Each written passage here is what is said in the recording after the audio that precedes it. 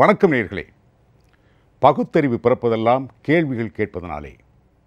கேள்விகள் இல்லை என்றால் உணர்வுகள் இல்லை, உண்மைகள் வெளிவருவதில்லை. அதன் அடிப்படையில் தான் கேள்விகள் 1000 என்ற நிகழ்ச்சி வடிவமைக்கப்பட்டிருக்கிறது. இன்றைய குரலாக இடிப்பாறை இல்லாத ஏமரா மன்னன் கெடுப்பாறை இலானும் கெடும் என்று வள்ளுவ பெருந்தகை அன்றைக்கே சொல்லி வைத்திருக்கிறார். இடிப்பாறை இல்லாத என்பதற்கு உங்களுக்கு பொருள் விளங்கும். ஏமரா என்றால் பாதுகாப்பில்லாத ஒரு மன்னன். இந்த காலகட்டத்திற்கு அவரை மன்னன் என்றும் கொள்ளலாம், ஒரு ஆட்சியின் தலைவன் என்றும் சொல்லலாம், கட்சியின் தலைவன் என்றும் கொள்ளலாம். ஒரு ஆட்சி தலைவனுக்கும் இந்த குரல் பொருந்துகிறது. அது நேற்று ஆளும் கட்சியான அதிமுக நடத்திய இந்த கண்டன பொதுக்கூட்டத்திலிருந்து உங்களுக்கு தெரிய வரும். நிகழ்ச்சிக்குள் போவதற்கு முன்னால் நேற்று அனைத்து இந்திய அண்ணா திராவிட முன்னேற்றக் கழகம் காங்கிரஸ் கட்சியையும் திராவிட முன்னேற்றக் கழகத்தையும் எதிர்த்து தமிழகம் முழுவதும் நடத்திய ஒரு பொதுக்கூட்டத்தின் தொகுப்பு, ஒரு சின்ன தொகுப்பை இப்போது நீங்கள் பாருங்கள். நம்ம கட்சியில் பேஸ்பட்ட வெயிட்டா இருக்கு, பில்டிங்ல கொஞ்சம் ஒரு கிராஸ் அடிக்கும், அதை சரி பண்ணிக்கலாம். ஆனா அங்க பில்டிங் நல்லா இருக்கு, பேஸ்பட்ட வீக்கா இருக்கு, கீழே ஆடுது. பேஸ்பட்ட வீக்கா இருந்தா திமுக எப்படி பில்டிங் நிக்கும்? பேஸ்பட்ட நமக்கு வெயிட்டா இருக்குனால பில்டிங் கிராஸ் ஆனா கூட அப்படி லைட்டா பூசிடுவோம். அதுக்கு பெரிய குத்தனாரெல்லாம் இருக்காங்க, நம்மகிட்ட அவங்கள வரவழைச்சு லைட்டை பூசி சரி பண்ணி எங்கெங்க ஓட்டை இருக்கோ அங்கெல்லாம் ஓட்டை அடைச்சு தமிழர்களை கொண்டு வைத்த கண்டிப்பாக ஐநா சபையும் இன்னைக்கு மத்திய அரசாங்கம் போர்க்குற்ற விளையாட சம்பந்தப்பட்டதை அறிவிக்க வேண்டும் என்று சொல்லி இந்த சிறப்பான இந்த கூட்டத்தை ஏற்பாடு செய்த அத்தனை நல்லவர்களுக்கு நன்றி கூறி விடைபெறுகிறேன். நன்றி, வணக்கம்.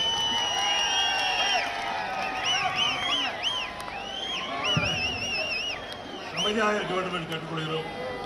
மழை சென்றுவிடும். மழையை நிறுத்துகின்ற அளவுக்கு நம்முடைய தலைமை கழக சிறப்பு பேச்சாளர் பாப்பநாசம் நகர கழக செயலாளர் நெத்தியடி நாயகன் அவர்கள் சிறப்பாக உரையாற்றுவார்.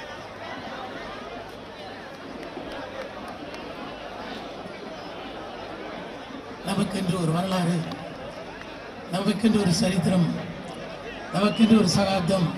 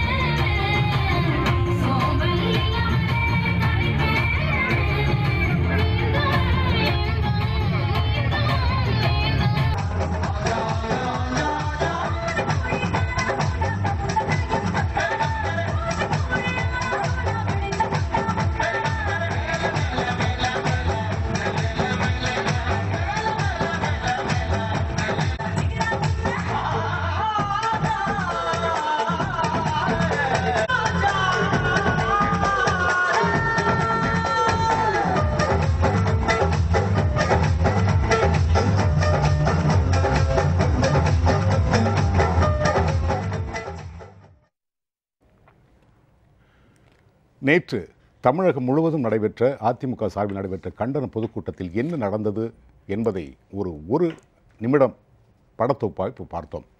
1 மணி நேரத்தில் சொல்ல முடியாத செய்திகளை எல்லாம் இந்த 1 நிமிட படத்தொகுப்பு நமக்கு விளக்கி இருக்கிறது. அதனைத் தொடர்ந்து தான் நேற்று கேலிக்குள்ளான அதிமுக கண்டன பொதுக்கூட்டங்கள். ஈழக்கண்ணீரா நீலி கண்ணீரா, இந்த தலைப்பில் தான் இப்போது இன்றைக்கு நாம் விவாதிக்க இருக்கிறோம். அரங்கில் மூத்த பத்திரிகையாளரான திரு ஷியாம் அவர்கள் வந்திருக்கிறார்கள். அவரை வரவேற்கிறேன். வணக்கம். அடுத்தது அம்மா மக்கள் முன்னேற்ற கழகத்தினுடைய செய்தி தொடர்பாளர் திரு இளந்தமிழ் ஆர்வலன் அவர்கள் வந்திருக்கிறார்கள். அவரையும் உங்கள் சார்பில் வரவேற்கிறேன். வணக்கம். இன்னும் சற்று நேரத்தில் திருச்சியிலிருந்து திரு வேலுச்சாமி அவர்கள் நம்மோடு இணைய இருக்கிறார். முதல்ல ஒரு மூத்த பத்திரிகையாளர் முறையில் நான் உங்களை கேட்குறேன். முதல்ல இந்த ஈழ பிரச்சனையும் அனைத்து இந்திய அண்ணா திராவிட முன்னேற்றக் கழகம், அதாவது புரட்சித் தலைவர் எம்ஜிஆர் காலத்திலிருந்து, அம்மா காலத்திலிருந்து அதனை தொடர்ச்சியாக நீங்கள் உன்னிப்பாக கவனித்து கொண்டு வந்த ஒரு மூத்த பத்திரிகையாளர் நீங்கள். என்னுடைய கேள்வி, முதல் தெரிஞ்சுக்க விரும்புகிற கேள்வி என்னென்னா, அனைத்து இந்திய அண்ணா திராவிட முன்னேற்றக் கழகம், புரட்சித் தலைவர் எம்ஜிஆர், அம்மா இவர்களுக்கும் இந்த ஈழ பிரச்சனைக்குமான தொடர்பு எப்படிப்பட்டது? அதை கொஞ்சம் நீங்கள் விரிவாக சொன்னால் நல்லாயிருக்கும் பார்க்குறேன். 1985 காலகட்டத்திலே இருந்து நான் இதை பார்த்து வருகிறேன்.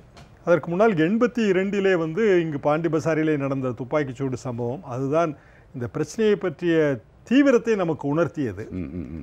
அதற்கும் முன்னால் வந்து எம்ஜிஆர் அவர்கள் முதல்வராக இருந்தபோது, அப்போது நான் பணியில் இருந்தேன், பத்திரிகையாளனாக இல்லை, முதல்வராக இருந்தபோது யாழ் பல்கலை எரிக்கப்பட்ட போது நெடுமாறன் அவர்களை வந்து இலங்கைக்கு ஒரு சிறப்பு தூதர் மாதிரி அனுப்பி நிலவரங்களை எல்லாம் தெரிந்து வர செய்து அவரது அறிக்கையை தான் வந்து எம்ஜிஆர் அவர்கள் வந்து சட்டமன்றத்தில் படித்தார். அப்போது நெடுமாறன் அவர்கள் அண்ணா திராவிட முன்னேற்ற கழகத்திலே கிடையாது, அவர் வந்து அவராக சொந்த கட்சி தான் வைத்திருந்தார். அதற்கு பின்னால் வரிசையாக நிறைய விஷயங்கள் நடந்தன.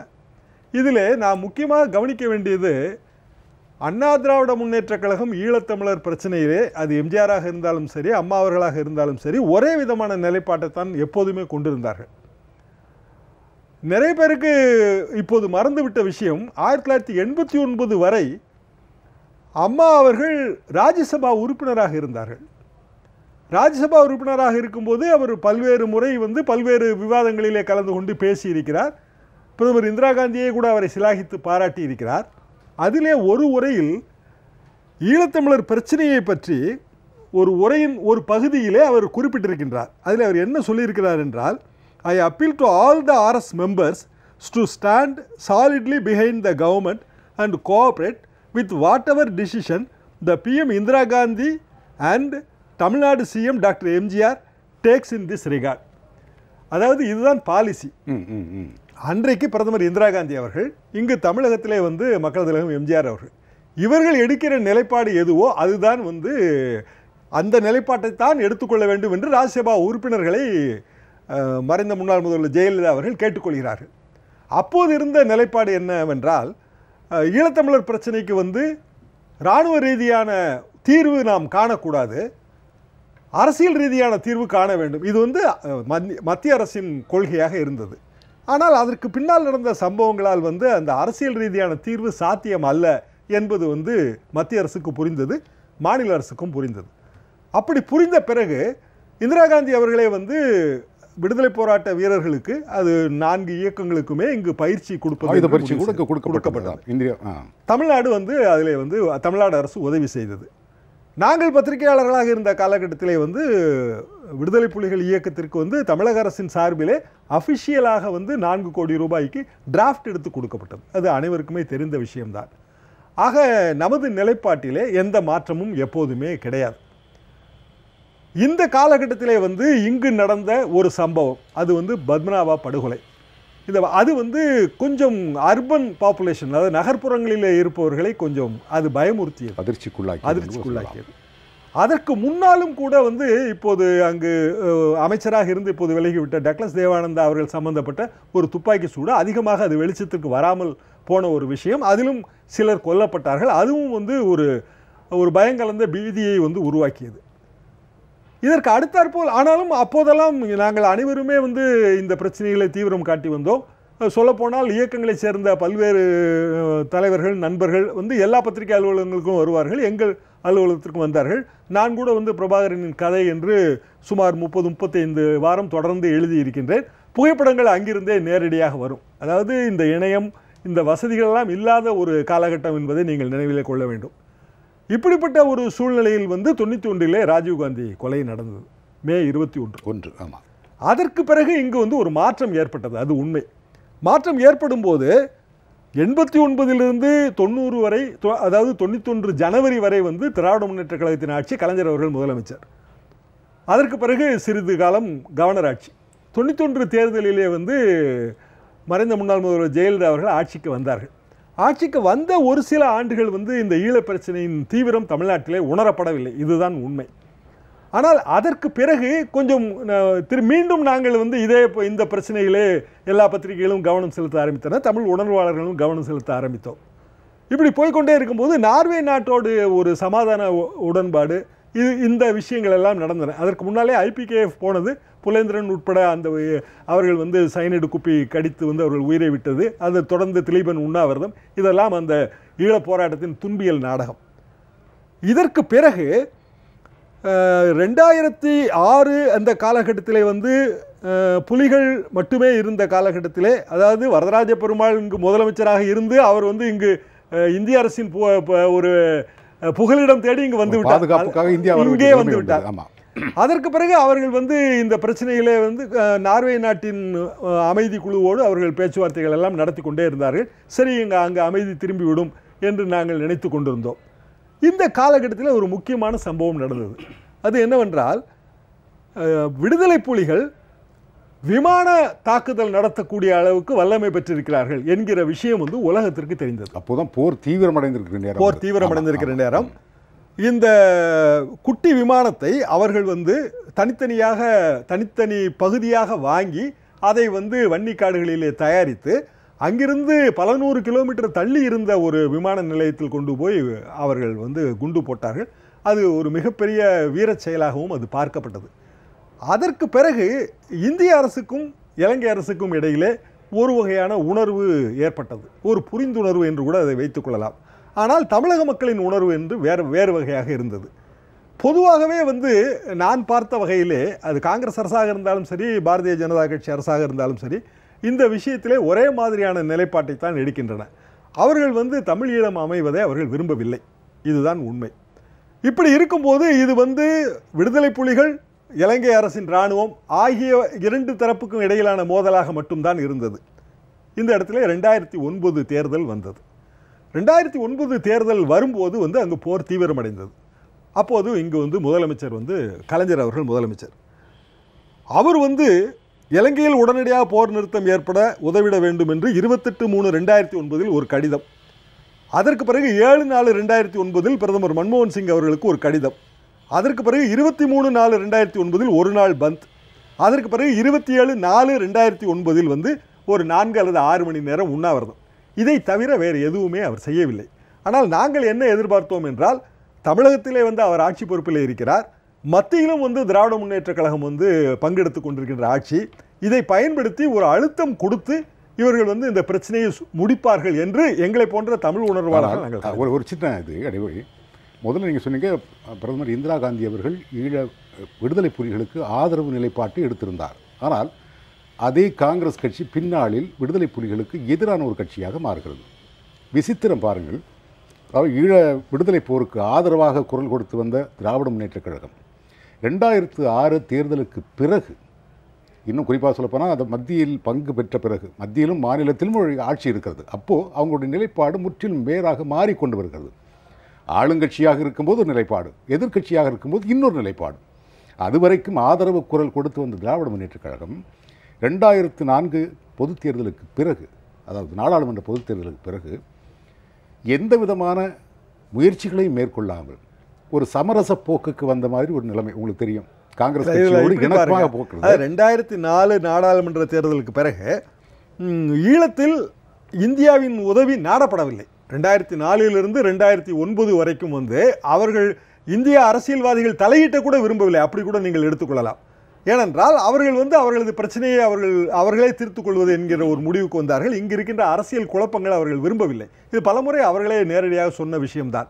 தமிழ்நாட்டில் விடுதலை புலிகளுக்கு ஆதரவாக ஒரு ஊர்வலமோ பொதுக்கூட்டமோ, இன்னும் சொல்லப்போனால் பதாகைகளை கூட ஏந்துவதற்கு அனுமதி இல்லை என்ற நிலைமை தமிழ்நாட்டில் இருந்தது திராவிட முன்னேற்ற கழகத்தினுடைய ஆட்சியில். அந்த வேறுபாடு இப்படி பாருங்க, அதாவது நமக்கு வந்து அப்போது ராஜீவ்காந்தி கொலைக்கு பிறகு மல்லிகை இல்லத்திலே வைத்து சிபிஐ வந்து தொடர் விசாரணை நடத்துகிறது.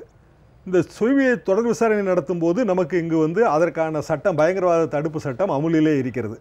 அதை ஒட்டி 91-96 காலகட்டத்திலும் வந்து வேறு வழி இல்லை, நமக்கு தமிழ்நாடு அரசுக்கு வந்து மத்திய அரசின் சில விஷயங்களை நாம் அமல்படுத்த வேண்டிய கட்டாயத்திலே இருக்கிறோம். 1996-2001 திமுக ஆட்சி, அது அதே நிலைப்பாடு தான் தொடர்ந்தது. 2001 2006 வரைக்கும் அண்ணா திராவிட முன்னேற்ற கழகத்தின் ஆட்சி, அதிலும் அதே நிலைப்பாடு தான் தொடர்ந்தது. 2006 2011 வரைக்கும் நடந்த திமுக ஆட்சியில் தான் இதில் வந்து உண்மையான பிரச்சனை ஆரம்பிக்கிறது. எப்படி என்றால், 2009 வந்து இந்த போர் உச்சகட்டத்தை அடையும் போது ஒவ்வொரு தமிழனின் உள்ளமும் வந்து இந்த போர் நிறுத்தப்பட வேண்டும், இதற்கு வந்து ஆட்சியில் இருக்கின்ற திராவிட முன்னேற்ற கழகமும் மத்தியிலே அவர்களுக்கு பங்கு இருப்பதால் அவர்கள் போதுமான அழுத்தம் தர வேண்டும் என்று அனைவருமே விரும்பினோம். அவரவர் சக்திக்கு உட்பட்ட வகையிலே வந்து பல்வேறு ஊர்வலங்களை நடத்தி இருக்கின்றோம். பல்வேறு கூட்டங்களிலே நானும் பங்கெடுத்து பேசியிருக்கின்றேன். எனது நண்பர் மறைந்த நகைமுகன் அவர்கள் பங்கெடுத்து பேசியிருக்கிறார். இப்படி பல சம்பவங்கள் அதில் தொடர்ந்து நடந்திருக்கின்றன. ஆனால் நாம் பார்க்க வேண்டியது எது என்றால் 2009 வாக்குப்பதிவுக்கு பிறகு, பாராளுமன்ற தேர்தல் வாக்குப்பதிவுக்கு பிறகு நான் ஒரு விஷயம் இதில் கண்டிப்பாக நான் குறிப்பிட வேண்டும் என்று நினைக்கிறேன். 2009 தேர்தல் பிரச்சாரத்திலேயே ஜெயலலிதா அவர்கள் இந்திரா காந்தி எந்த சர்வதேச சட்டத்தை பின்பற்றி வங்கதேசத்திற்கு விடுதலை வாங்கி கொடுத்தாரோ அதே சட்டத்தை பின்பற்றி அதே தர்ம நியாயங்களை பின்பற்றி நான் சொல்வதை கேட்கும் மத்திய அரசு அமைந்தால் இலங்கைக்கு இந்திய படையை அனுப்பி அங்கே தனி ஈழம் அமைக்க நடவடிக்கை எடுப்பேன். நான் சொல்லும் வார்த்தையை கேட்கக்கூடிய மத்திய அரசு அமைந்தால் என்று ஏற்கனவே அப்படி ஒரு நிலைமை திராவிட முன்னேற்ற கழகத்துக்கு வந்திருக்கிறது. 2009 தேர்தல் பரப்புரையில் இதுதான் வந்து அண்ணா திராவிட முன்னேற்ற கழகத்தின் கொள்கை, இதுதான் வந்து நிலைப்பாடு, இதுதான் ஜெயலலிதா அவர்களின் நிலைப்பாடு. ஆனால் 2009 தேர்தல் முடிவுகள் உங்களுக்கு தெரியும். மீண்டும் வந்து ஒரு காங்கிரஸ் திமுக அவர்களது ஆட்சி. ஆனால் வாக்குப்பதிவு நடப்பதற்கு முன்பே சில சூழ்ச்சிகள் நடந்தன என்பது நமக்கு தெரியாது, உண்மையிலேயே நமக்கு தெரியாது. வாக்குப்பதிவு முடிந்த பிறகு மே 1ஆம் தேதியிலிருந்து மே 19ஆம் தேதி வரைக்கும் தான் இந்த படுகொலைகள் அனைத்துமே அங்கு அரங்கேறின. விடுதலை புலிகளுக்கும் இலங்கை இராணுவத்துக்குமான போராக அது அமையவில்லை. இந்திய அரசு வந்து இந்திய அரசின் இராணுவ உதவி, இந்திய அரசின் செயற்கைக்கோள் உதவி, அதாவது வன்னிக்காடுகளுக்குள் யார் இருக்கிறார்கள், எந்த இடம், அவர்களது இடத்தை துல்லியமாக காட்டுகிற விதம் எப்படி, இப்படியெல்லாம் வந்து அவர்களுக்கு உதவி செய்யப்பட்டது. அதாவது வன்னிக்காட்டிலே வந்து ஒரு விமானம் தயாரிக்கப்படும் போது தெரிந்து கொள்ளாத இலங்கை அரசு போர் நடக்கும்போது வன்னிக்காட்டிலே இருக்கின்ற ஒவ்வொரு வீரரின் ஒவ்வொரு விடுதலை புலியின் அடையாளமும் எப்படி தெரிந்தது? சரி, நம்ம தொடர்ந்து பேசலாம். திருச்சி வேலுசாமி அவர்கள் திருச்சியிலிருந்து நம்ம இணைகிறார். சார் வணக்கம். வணக்கம் சார் வணக்கம். கேக்குதா? சரி, ஈழ பிரச்சனை தொடர்பாக நேற்று ஒரு கண்டன கூட்டம் தமிழ்நாடு முழுக்க நடந்திருக்கிறது அனைத்து இந்திய அண்ணா திராவிட முன்னேற்ற கழகத்தின் சார்பில். உங்களுடைய பார்வையில் அது எப்படிப்பட்ட கூட்டம்? உங்களுடைய கருத்து என்ன? அந்த கூட்டம் ஒரு கோமாளி கூட்டமாக இருந்ததாக நான் நினைக்கிறேன்.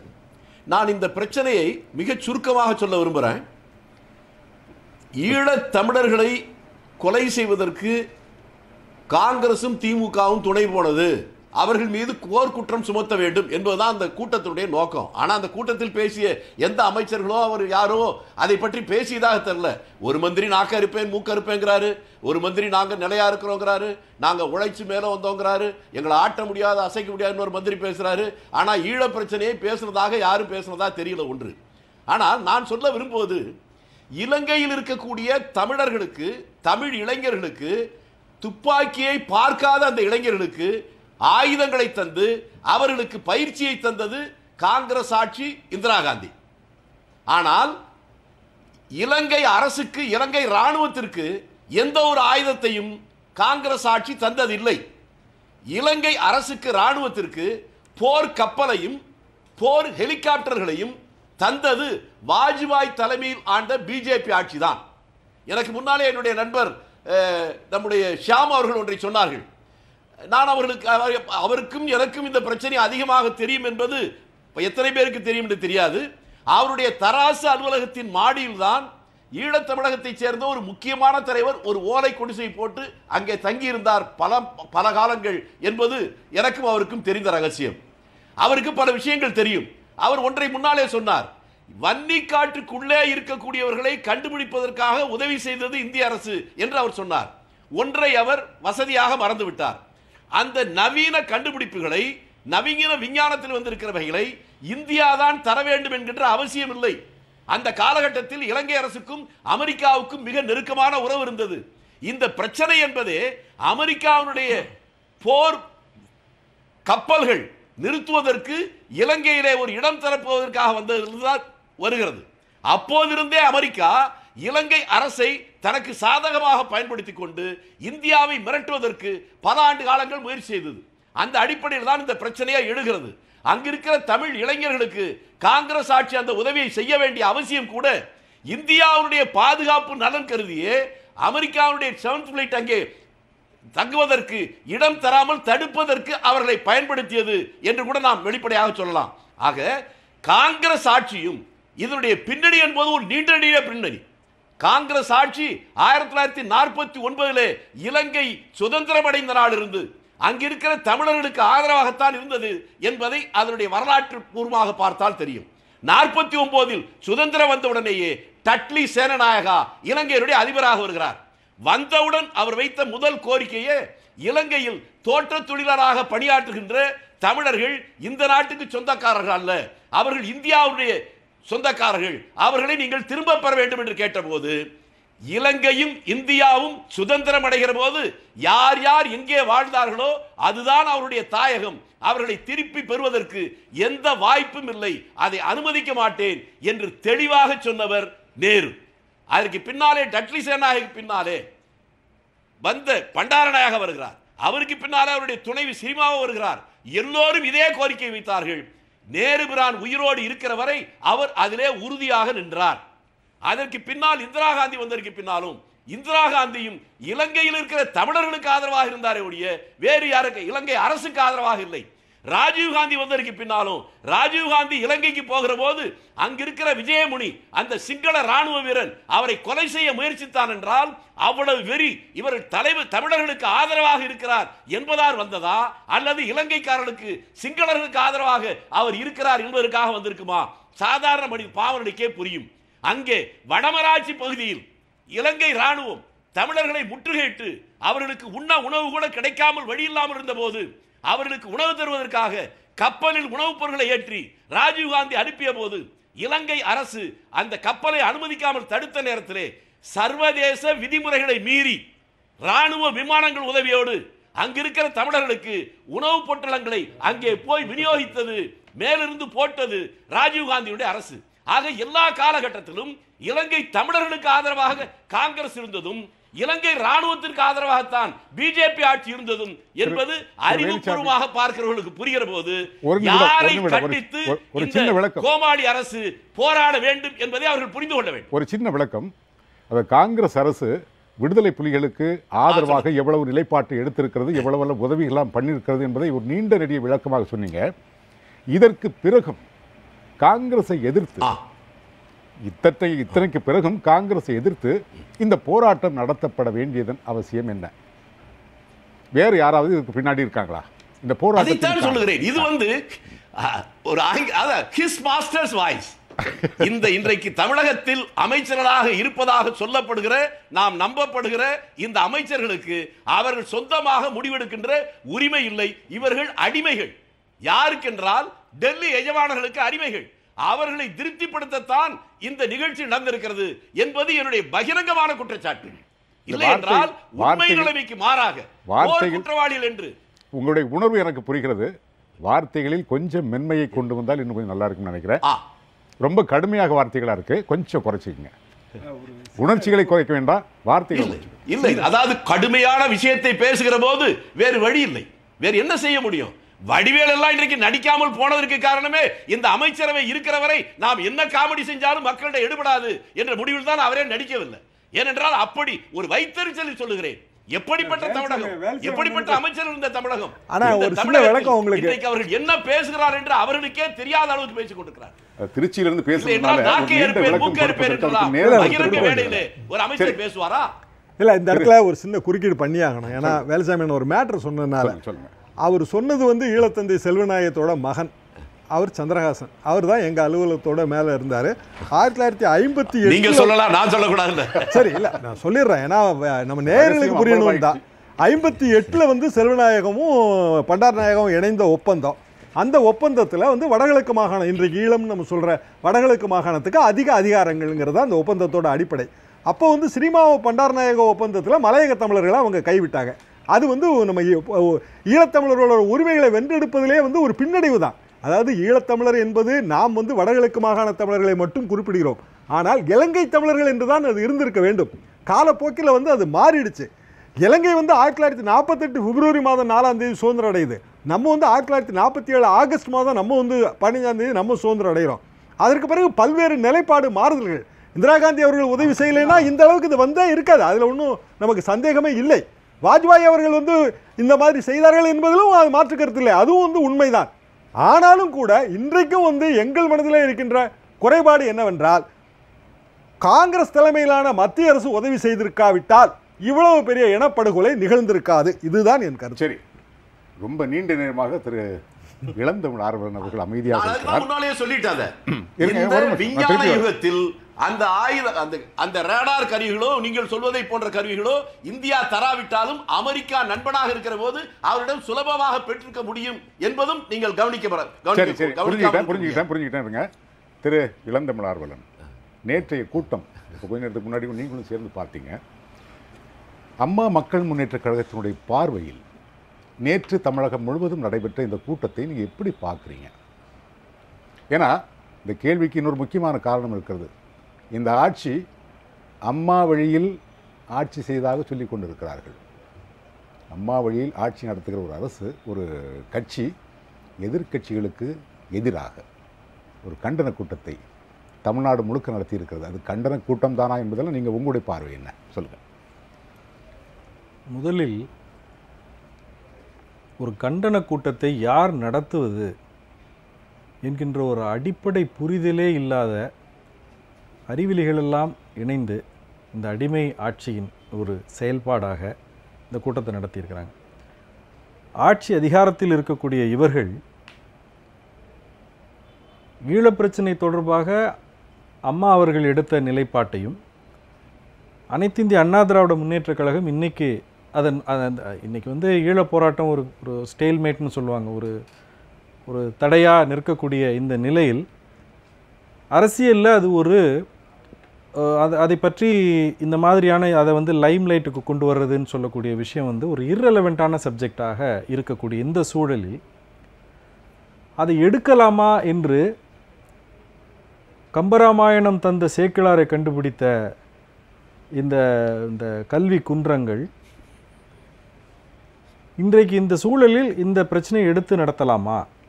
அரசாங்கமாக இருக்கக்கூடிய நாம் இந்த அரசினுடைய நிலைப்பாடு இந்த பிரச்சனை குறித்து இது என்று பிரகடனம் செய்யக்கூடிய ஒரு ஆளுமை இருக்கணும், அறிவாற்றல் இருக்கணும்.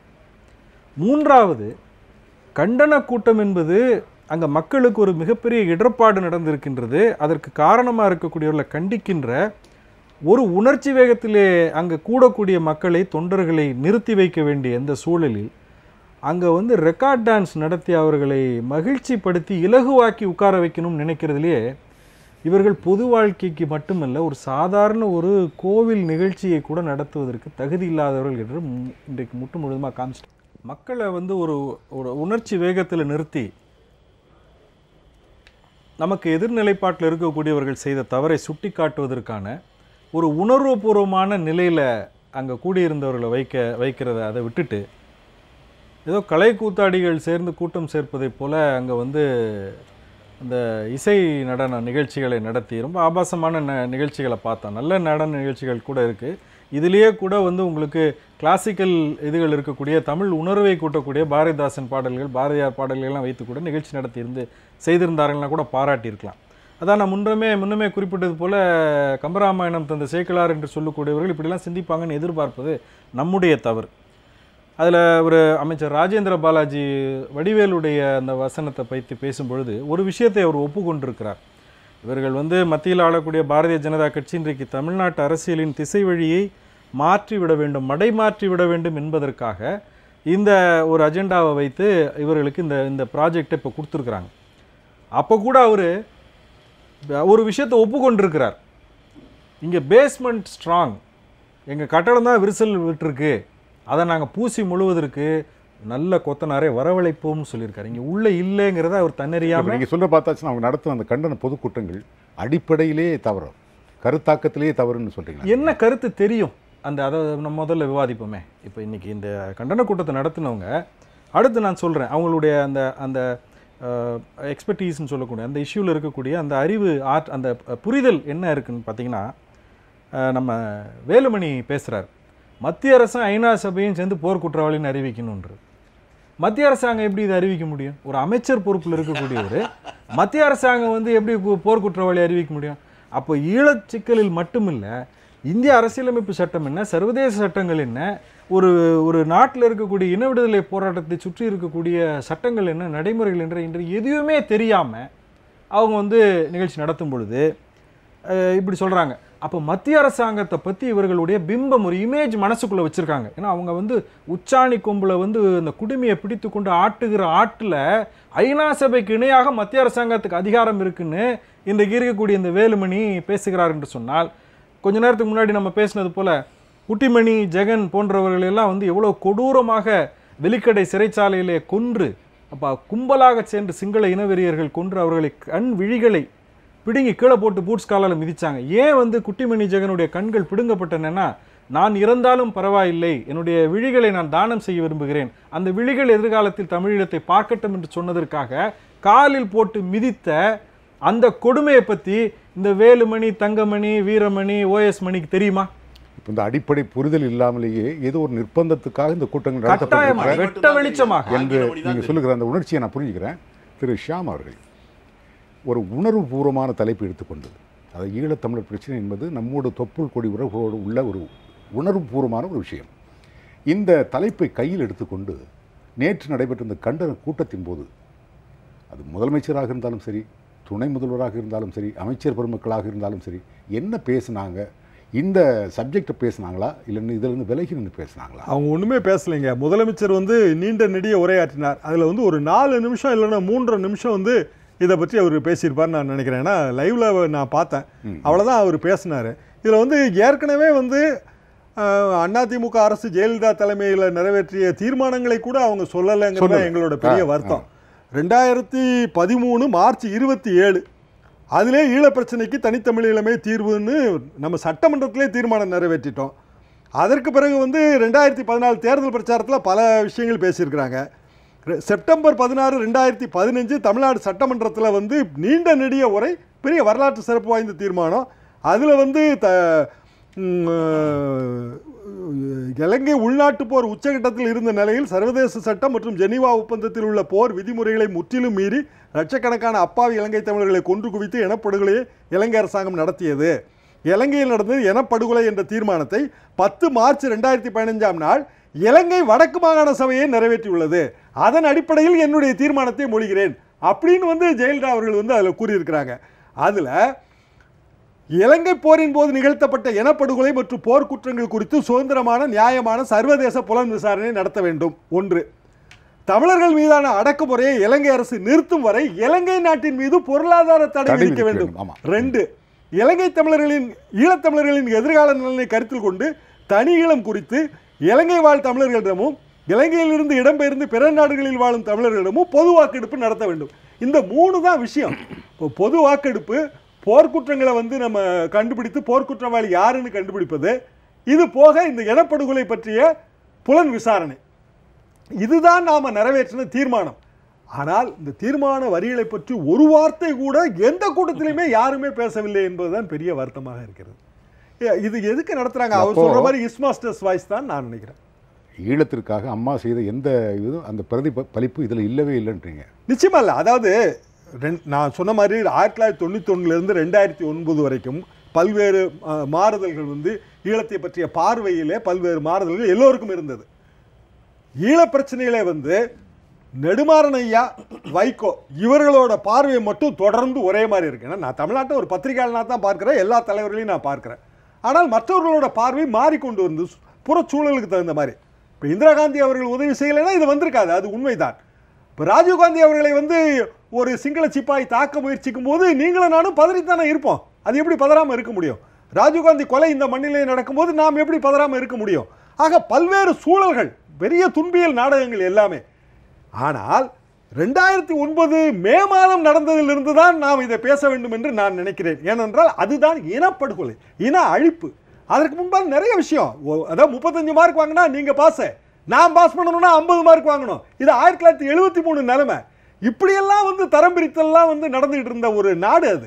இந்த நாட்டில் வந்து பழைய வரலாறை பேசினா வலியும் வேதனையும் சோகமும் தான் மிஞ்சோம். அதை தாண்டி நம்ம பேசணும் அப்படின்னா இதற்கு யார் பொறுப்பு என்பதை கூட நாம் விட்டு விடலாம். ஆனால் யார் பொறுப்பு என்று சுட்டிக்காட்டக்கூடிய அளவுக்கான தகுதியும் திறமையும் இன்றைய அதிமுக அரசாங்கத்தில் இருக்கான்னு கேட்டீங்கன்னா நான் இல்லைன்னு தான். ஒரு நிமிஷம், திருச்சி வேலுசாமி அவர்கள், மீண்டும் உங்ககிட்ட வரேன். நான் கொஞ்ச நேரத்துக்கு முன்னாடி நீங்கள் பேசும்போது ஒரு நல்ல வார்த்தை விட்டீங்க, விவாதனுடைய தொடர்ச்சி நீட்சிக்காக. நேற்று நடந்த போராட்டம் ஹிஸ் மாஸ்டர்ஸ் வாய்ஸ் அப்படின்னு வார்த்தையை போட்டிங்க.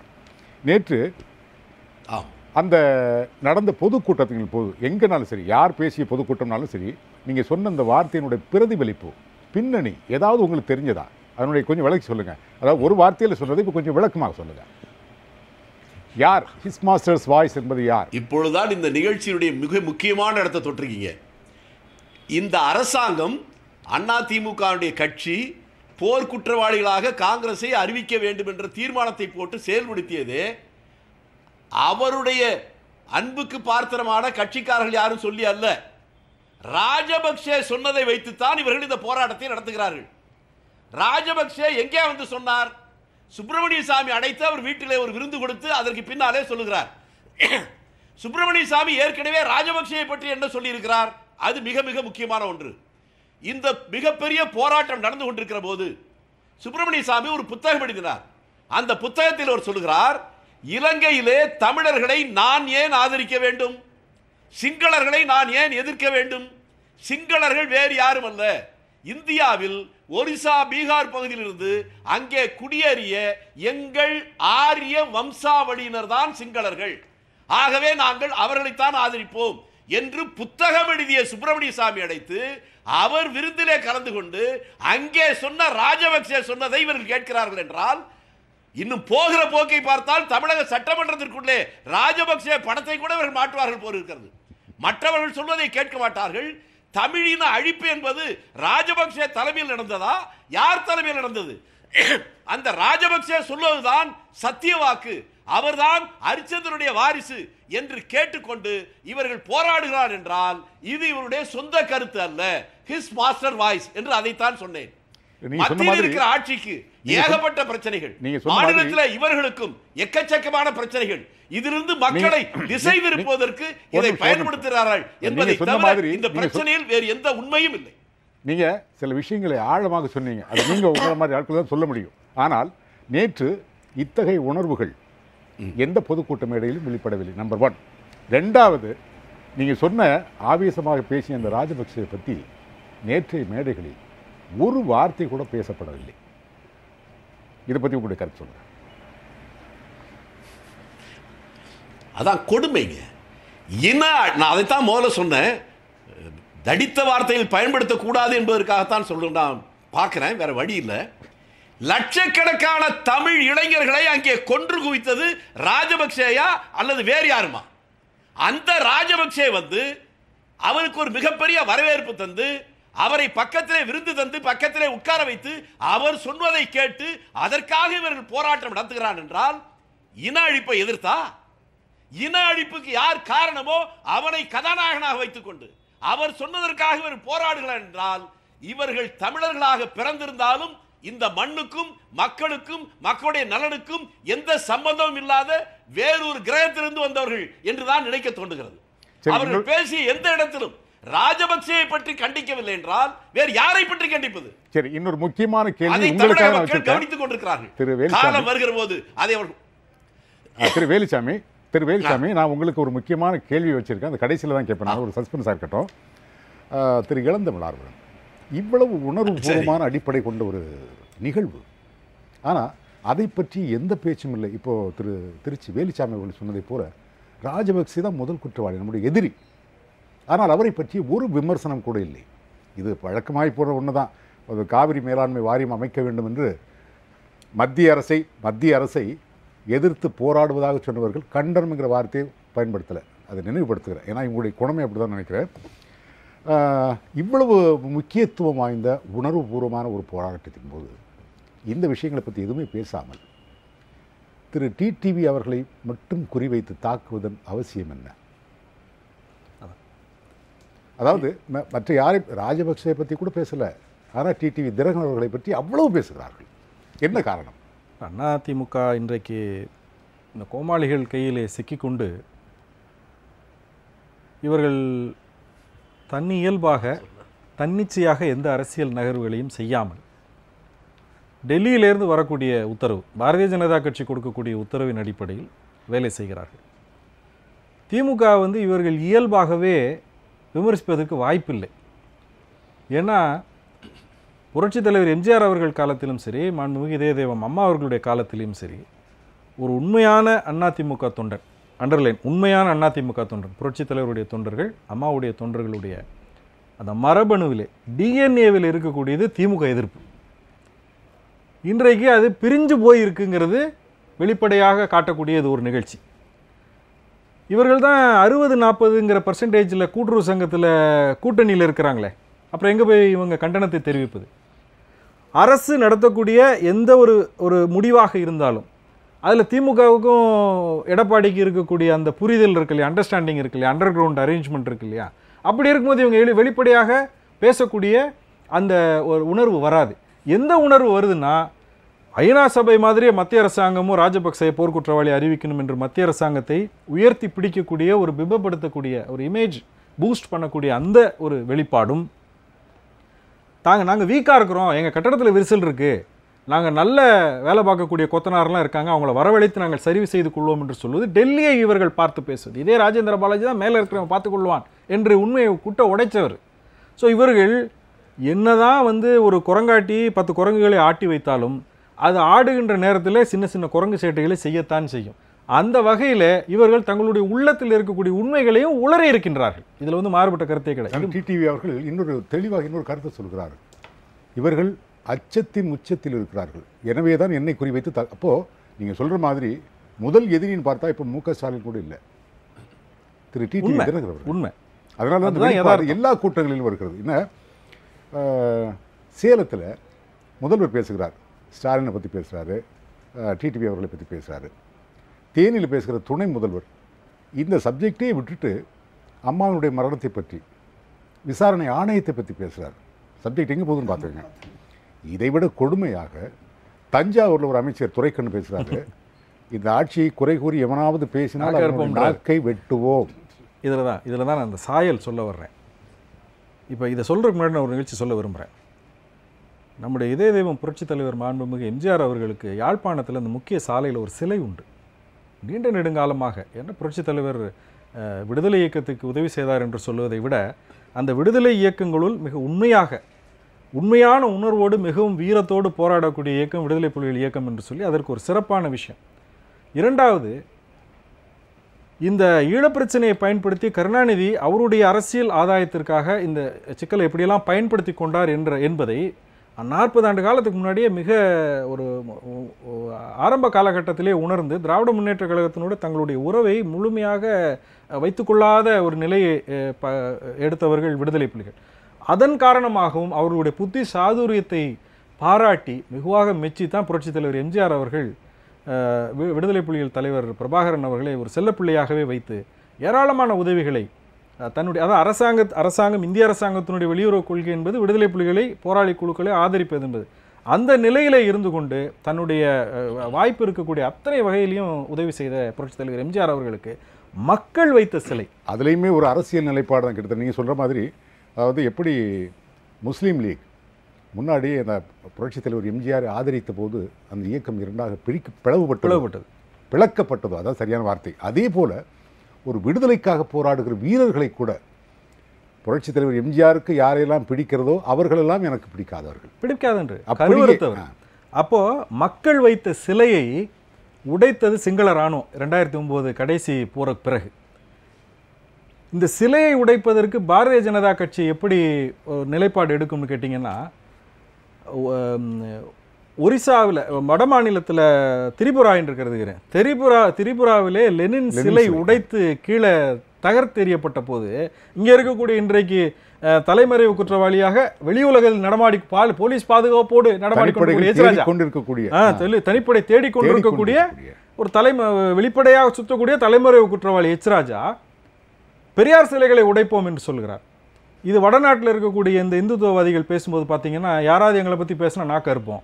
இன்றைக்கு அந்த சாயல் இங்கே துரைக்கண்ணு வாயில் வந்திருக்குதுன்னா, இவர்கள் எந்த பின்னணியில் இயங்குகிறார்கள் என்பதை தன்னறியாமல் அவர்கள் வெளிப்படுத்தி கொண்டிருக்கிறார்கள் என்பதை மக்கள் நன்றாக கவனித்துக் கொண்டிருக்கிறார்கள். ஒரு சின்ன விஷயம் உங்கள்கிட்ட கேட்டு திருச்சி வேலுசாமிகிட்ட ஒரு சஸ்பென்ஸ் கேள்வி இருக்குன்னு சொன்னால அதுக்கு போகணும். நான் இப்போது மன்சூர் அலிகான் இந்த 8 வழிச்சாலை திட்டத்தின் போது கொஞ்சம் ஆவேசமாக பேசி கையை வெட்டுவேன்னு சொன்ன அடுத்த நிமிடமே கைது, சிறை.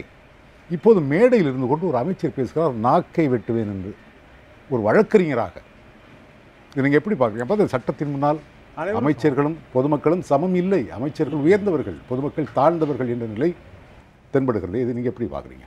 அப்படித்தான் தென்படுது. நீங்கள் கேட்குற கேள்வி சரியான கேள்வி தான். மன்சூர் அலிகானுக்கு ஒரு நியாயமாகவும் துரைக்கண்ணு அவர்களுக்கு வேற ஒரு நியாயமாகவும் அது இருக்க முடியாது. பிரச்சனை என்னவென்றால் இவர்களுக்கு உண்மையாகவே இதை பற்றி ஒன்றுமே தெரியவில்லை. ஏன் இவர்கள் கூட்டம் நடத்துகிறார்கள் என்றும் எங்களை போன்றவர்களுக்கு புரியவும் இல்லை. ஏனென்றால் இது ஒரு 40 ஆண்டு கால ஒரு நான் ஏற்கனவே சொன்ன மாதிரி ஒரு துன்பியல் நாடகம். இதை முழுமையாக புரிந்து கொண்டு பேச வேண்டும். சீக்கிரமாக விரைவாக புரிந்து கொண்டு இவர்கள் பேச வேண்டும். ஆனால் பேசவில்லை. இது போக அந்த காலகட்டத்திலேயே குட்டுமினி ஜெகன் அவர்கள் குடும்பம் இங்கு வந்தபோது அவர்களுக்கு வீட்டு வசதி வாரியத்திலே மக்கள் தின எம்ஜிஆர் காலத்திலேயே வீடு ஒதுக்கி கொடுத்தார்கள். அதற்கு பிறகு ஜெயலலிதா அவர்கள் காலத்திலே ஈழத்தமிழர்கள் அகதிகள் அனைவருக்குமே இங்க இருக்கின்ற தமிழர்களுக்கு என்னென்ன உதவிகள் உண்டோ அவ்வளவும் செய்ய வேண்டும் என்று ஆணை பிறப்பித்தார்கள். அதாவது ரேஷனில் இலவச அரிசி என்றால் அவர்களுக்கும் இலவச அரிசி. இதுபோல இப்படி அண்ணா திராவிட முன்னேற்ற கழகத்தின் அல்லது ஜெயலலிதா எம்ஜிஆர் ஆகியோரின் கொள்கைகள் என்பது எப்போதுமே இலங்கை தமிழர்கள் மற்றும் ஈழத்தமிழர்களுக்கு ஆதரவாகத்தான் இருந்து வந்திருக்கிறது. இதில் நமக்கு கருத்து வேறுபாடுகள் என்னவென்றால் மத்திய அரசு செய்த எடுத்த சில நிலைப்பாடுகள் மீது நமக்கு கருத்து வேறுபாடு இருக்கிறது. ஆனால் அதை பற்றி எதுவுமே இவர்கள் பேசவில்லை. அதுதான் இதோட பிரச்சனை. வாஜ்பாய் அரசு செய்த துரோகங்களையும் அவர்கள் பட்டியல் போட்டிருக்க வேண்டும். அதுதான் நியாயமாக இருந்திருக்க முடியும். ஆனால் அதையும் அவர்கள் செய்யவில்லை. சரி, திருச்சி வேலுச்சாமி 1999 திராவிட முன்னேற்ற கழகமும் பாரதிய ஜனதா கட்சியும் கூட்டணி வைத்துக் கொண்டன. தமிழ்நாடு முழுவதும் ஒரு அதிர்வலைகள் வந்தது. காரணம் என்னென்னா, பெரியாருடைய அடியொற்றி வளர்ந்த திராவிட முன்னேற்ற கழகம் மதவாதம் பேசித்திருக்கிற பாரதிய ஜனதாவோடு எப்படி உறவு வைத்துக் கொள்ள முடியும் என்று ஒரு மிகப்பெரிய அதிர்வலை இருந்தது. அப்போது அதை நீர்த்து போவதற்காக சொன்ன ஒரே ஒரு வார்த்தை, நாங்கள் குறைந்தபட்ச செயல் திட்டத்தின் அடிப்படையில் இணைந்திருக்கிறோம். அப்படின்னா என்ன? குறைந்தபட்ச செயல் திட்டம் என்ன? மதவாதம் நாங்கள் இருக்கிற இடத்தில் இருக்காது என்பதுதான் அதனுடைய உட்பொருள். இதை போல இன்றைக்கு ஈழ பிரச்சனையில் பல இடங்களில் காங்கிரசும் திராவிட முன்னேற்ற கழகமும் இன்னமும் கொஞ்சம் முரண்பட்டு நிற்கின்றன. குறிப்பாக சொல்லணும்னா இப்போ 7 பேர் விடுதலை, அதில் கூட காங்கிரஸுடைய நிலைப்பாடு வேறு, திராவிட முன்னேற்ற கழகத்தினுடைய நிலைப்பாடு வேறு. இந்த குறைந்தபட்ச செயல் திட்டம் கூட இல்லாமலா ஏற்கனவே தேர்தல் உடன்பாடு இருந்தது. இனியும் தேர்தல் உடன்பாட்டுக்காக 2 கட்சிகளும் தயாராகி இருக்கிறது. இது ஒரு முரண் இல்லையா? அதாவது கணவனும் மனைவியும் கூட எல்லாவற்றும் ஒற்று போக முடியாது. கணவனுக்கும் மனைவிக்குமே அது பொருந்தும் என்பது கூட்டணியில் இருக்கிற எல்லா கட்சியும் எல்லாவற்றும் ஒற்று போகிறது வாய்ப்பு இல்லை. அப்படி ஒற்று போவென்றால் தனித்தனியாக கட்சி இருக்க வேண்டிய அவசியம் இல்லை, ஒரே கட்சியாக மாற்றிவிடலாம். கருத்து வேறுபாடுகள் இருப்பது இயற்கை தான். ஆனால் அதை கடந்து அந்த கருத்து வேறுபாடுகள் அவர்கள் நாம் வாழ்கிற இந்த சமூகத்தில் இருக்கக்கூடிய மக்களுக்கு அது பயன் தருமானால் அது நல்லது, பயன் தராது என்றால் அதை கண்டிக்க வேண்டும். அப்படித்தான் பார்க்க முடியும். கூட்டணி என்பது கொள்கை வேறுபாடுகளுக்கிடையே அதை கடந்து ஓர் அணியில் நிற்பதுதான். அப்படித்தான் இருக்க முடியும். அப்ப நீங்க சொல்ற மாதிரி பார்த்தா சொன்னீங்க, ஒரு நிமிடத்திலே அதற்கான பதிலை சொல்ல முடியாது. திராவிட முன்னேற்ற கழகமும் பாரதிய ஜனதா கட்சியும் கூட்டணி வைத்துக் கொண்டது கூட கணவன் மனைவி கூட்டணி மாதிரி தான் அப்படின்னு நீங்களே சொல்லியிருக்கீங்க. எனக்கு ஆச்சரியமா இருக்கு. சரி, திரு இளந்தமிழ் ஆர்வலர், அது முரண்பாடான கூட்டணி. அது என்னன்னு கேட்டா, அது திராவிட முன்னேற்ற கழக தலைவர் நாம் வைத்தால் முரண்பாடு சந்திப்பதற்கு 20 நாட்களுக்கு முன்னால் சொன்னார், தமிழகம் ஒரு அமைதி பூங்கா, பிஜேபி என்கின்ற நச்சு அரவத்தை உள்ளே அனுமதிக்க மாட்டோம் என்று சொல்லி அடுத்து 15 நாட்களே கூட்டணி சேர்ந்தார்கள். அவர்களுக்கு வந்தது, தமிழகத்திற்கு வந்தது, இந்தியாவுக்கு வந்திருக்கிறது. இதுல ஒரு ஐரணி என்று சொல்வார்கள், ஒரு ஒற்றுமைப்படுத்தப்படக்கூடிய முரண் என்னன்னு பார்த்தீங்கன்னா, திலீபன் ஒரு மருத்துவ மாணவன், ஈழ போராளி திலீபன், விடுதலை புலிகள் இயக்கத்தினுடைய அரசியல் இயக்க பிரிவு தலைவராக இருந்த திலீபன் ஒரு மருத்துவர். அவர் போராட்டத்தில் தன்னுடைய குடல் பகுதி நீக்கப்பட்டு பாதி குடல் இருக்கக்கூடிய திலீபன் சாகுமுறை உண்ணாவிரதம் என்று சொல்லி தண்ணீர் கூட குடிக்காமல், வேறு யாரும் உலகத்தில் முடிச்சிடறேன் அப்போ தண்ணீர் கூட அருந்தாமல் 12 நாட்கள் முழுக்க உண்ணாவிரதம் இருந்து அஹிம்சைக்கே ஒரு புதிய அர்த்தத்தை கொடுத்த திலீபன் மறைந்த நாளைக்கு செப்டம்பர் 27, அண்ணா பிறந்த நாளான செப்டம்பர் 15 அந்த உண்ணாவிரதம் தொடக்கப்பட்டு 27ஆம் தேதி இறந்து போனார். இந்த மாதிரி ஒரு காலகட்டத்தில் இப்படி ஒரு இசை நடனங்களை வைத்து மக்களை கூட்டி ஈழ பிரச்சனையை, உணர்வுபூர்வமான பிரச்சனையை தங்களுடைய அரசியல் லாபத்துக்காக இந்த இனத்துக்கு எதிராக இருக்கக்கூடிய ஒருத்தர் சொல்லக்கூடியதை கேட்டு இயங்குகிறார்கள் என்பதை பார்ப்பது. 2009 இந்த பிரச்சனை நடந்துகிட்டு இருந்தப்போ இதற்கு ஒரு தொலைக்காட்சி மிகுந்த முக்கியத்துவம் கொடுத்து தொடர்ந்து நிகழ்ச்சி கொடுத்துக்கிட்டு இருந்த போது இடையிடையே இந்த விளம்பர இடைவேளையில் ஒரு இந்த வாட்டர் ஸ்போர்ட்ஸ்னு சொல்லக்கூடிய அந்த கேளிக்கைகள் நடக்கக்கூடிய ஒரு நிறுவனத்தினுடைய விளம்பரம் போட்டப்ப மிக கடுமையான கண்டனத்துக்கு ஆளாகி அதை உடனே அந்த நிகழ்ச்சி முடியறதுக்குள்ளாவே அதை திரும்பப்பட்டு வருத்தம் தெரிவிக்கக்கூடிய அளவுக்கு ஈழத்தமிழர்கள் உன்னிப்பாக தமிழ்நாட்டு அரசியலை கவனிக்கக்கூடியவர்கள். இங்கே மக்கள் செல்வர் டிடிவி தினகரன் அவர்களை விமர்சிக்க வேண்டும் என்பதற்காகவும் தமிழ்நாட்டில் இந்த ஊழல் அடிமைகளின் அரசாங்கத்தின் மீது சாட்டப்படுகின்ற குற்றங்களில் இருந்து இந்த அரசியலை திசைவழி மாற்றத்தை அந்த மடைமாற்றத்தை ஏற்படுத்த வேண்டும் என்ற உள்நோக்கத்தோடு இன்றைக்கு நொந்து இன்றும் அந்த ஆறாத ரணத்தில் இருக்கக்கூடிய ஈழத்தமிழருடைய பிரச்சனையை எடுத்து இவர்கள் கேலிக்கூத்தாக ஆக்கியிருக்கிறார்கள். இதில் தமிழ் இன உணர்வாளர்களுடைய அந்த ஆதரவை தங்கள் பக்கம் திருப்பிக் கொள்ளலாம் என்று பாரதிய ஜனதா கட்சியும் இந்த அடிமைகளுடைய அதிமுகவும் கருதினால் எப்படி 2009 இந்த கேளிக்கை விளம்பரத்துக்கு மக்கள் கொதித்தெழுந்தார்களோ அதே பதிலடியை ஈழத்தமிழர்கள், அதாவது அந்த தமிழர்களுக்கு ஆதரவாக இருக்கக்கூடிய தமிழின உணர்வாளர்கள், உண்மையான தமிழர்கள் எடப்பாடிக்கும் பாரதிய ஜனதாக்கும் வருகின்ற தேர்தலில் சரியான பாடம் புகட்டுவார்கள். இப்போது நீங்கள் ஒரு சரியான ஒரு வார்த்தை சொல்லியிருக்கீங்க. தங்கள் மீது இருக்கின்ற குற்றச்சாட்டுகளை மடைமாற்றம் செய்வதற்காக. இது ஒரு நல்ல வார்த்தை. இதற்கு நீங்கள் தான் இறுதி வாதமாக சொல்லுங்கள். திசை திருப்பும் செயல்தான். இன்றைக்கு வந்து தமிழக அரசு என்னென்ன பிரச்சனையில் சிக்கி தவிக்கிறது என்பது அனைவருக்கும் தெரிந்த விஷயம்தான். ஒரு பக்கம் சிபிஐ ரைடு, மறுபக்கம் வந்து கான்ட்ராக்டர்கள் வீடுகளில் ரைடு, தமிழ்நாட்டின் முதலமைச்சரின் பொறுப்பின் கீழ் இருக்கின்ற துறையின் அலுவலகத்திலிருந்து 4 கோடி ரூபாய் பணம். இது நான் இதுவரைக்கும் கேள்விப்பட்டதே கிடையாது. அப்படிப்பட்ட ஒரு சூழ்நிலையிலே வந்து இந்த பிரச்சனையை கையில் எடுத்திருக்கிறார்கள். பிரச்சனையை எடுத்ததிலே எனக்கு மகிழ்ச்சி. ஆனால் அதையும் சரியாக எடுக்கவில்லை என்று நினைக்கும் போது மிகப்பெரிய வேதனையாகவும் வெறுப்பாகவும் இருக்கிறது. நீங்கள் காட்டிய இந்த படக்காட்சியை பார்க்கும்போது உண்மையிலேயே தலையில் தான் அடித்துக்கொள்ள தோன்றுகிறது. அவ்வளவு ஒரு மோசமான ஒரு நிலையாக இருக்கின்றது. நமது தம்பி கூறியது போல இந்த வருகின்ற 27ஆம் தேதி எவ்வளவு முக்கியமான நாள். அந்த நாளை வந்து இப்படி இந்த கேலி கூத்தாக மாற்றுகிறார்களே என்று நினைக்கும் போது இதை விட ஒரு கேவலமான செயல் எதுவும் இருக்க முடியாது என்றுதான் நான் கருதுகிறேன். மிகவும் அருமையான வாதங்கள் எல்லாம் ஒரு அழகான விவாதம் அரங்கமாக இன்றைக்கு நடந்திருக்கிறது. மனதுக்கு நிறைவான நிறைய கருத்துக்களை உள்ளது. ஒரு செய்தி மிகச் சுருக்கமாக, அதாவது காங்கிரஸ் ஈழப்பிரச்சனை தொடர்பாக சரியான நிலைப்பாட்டை எடுத்து வந்தது என்று மரியாதைக்குரிய திருச்சி வேலுச்சாமி அவர்கள் அதுக்குள்ள போக வேண்டாம். அதுல சரியான புரிதல் இல்லாத காரணத்தினால ஏபி வெங்கடேஸ்வரன், ஜி பார்சாதி போன்ற நல்ல அதிகாரிகளின் உதவி இல்லாமல் ஒரு சின்ன தடுமாற்றம் ஏற்பட்டதனால அதனால இதையே உங்களுடைய இறுதி கருத்தாக எடுத்துக்கொள்கிறேன். நேரம் கடந்து விட்டது. நேயர்களே, மிகவும் சூடாகவும் சுவையாகவும் இந்த நிகழ்ச்சி அமைந்திருக்கிறது. மனதுக்கு மிகவும் நிறைவான நிகழ்ச்சி. மீண்டும் நாளை வேறொரு தலைப்புடன் உங்களை சந்திக்கும் வரை உங்களிடமிருந்து வணக்கம் சொல்லி விடைபெறுவது உங்கள் எம்ஜே ரெகோ. வணக்கம் நேயர்களே.